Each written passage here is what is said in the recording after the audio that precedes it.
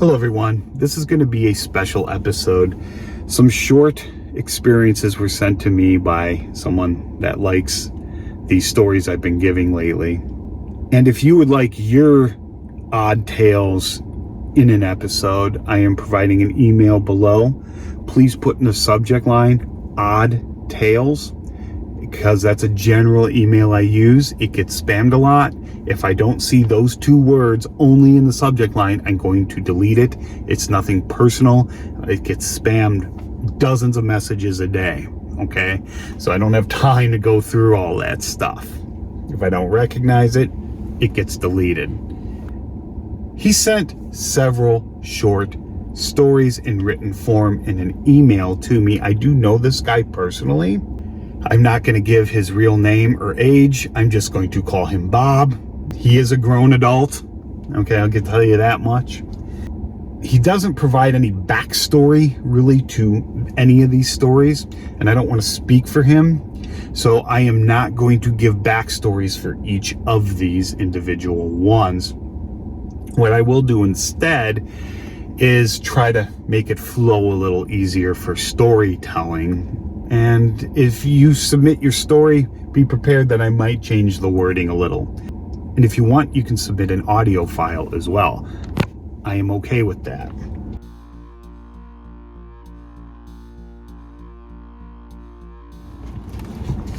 So this first story he simply calls Cold Spot, which happened to him between the ages of 7 and 9.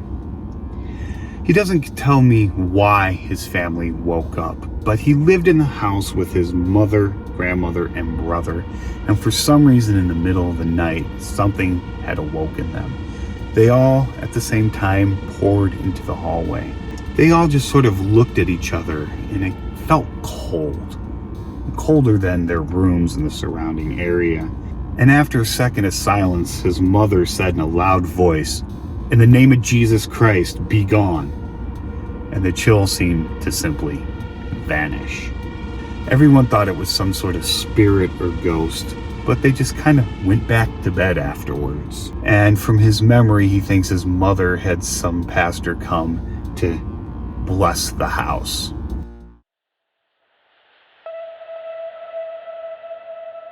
He just titles Go Home, which happened to him between the ages of 13 and 15. It was late one night. He awoke from sleep and he walked outside of the small duplex where he lived. His mother was sleeping, but Bob just walked down the empty street, talking to some imaginary friends that would often accompany him on these sleepwalking adventures. And apparently, as he continued walking, the presence felt heavy like a weight upon him. And one of the friends, if you will, kept saying, "Go home, Bob." He didn't want to hear that. He argued with them. And eventually he said, "No, I'm not going home." And the presence had just simply lifted and the weight was gone. He kept walking down the road, making his way to an elementary school that he had attended to in his younger days. He looked at the playground structure that stood before him once he reached the school. One was made of wood. He named it Fort and would talk to it, and it would talk back. But now that was gone, and there was a metal playground in its place.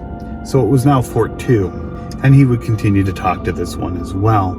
And then for some reason, out of the bushes, the brush, had come a bully that he had known from school that pushed him to the ground, breaking his arm. Apparently this really happened because he spent the summer in a cast. School was told of the event of this kid coming out of the bushes and pushing him to the ground.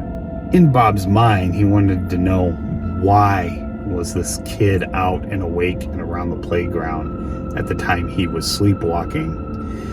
If he had listened to his imaginary friends and gone home, none of this would have happened.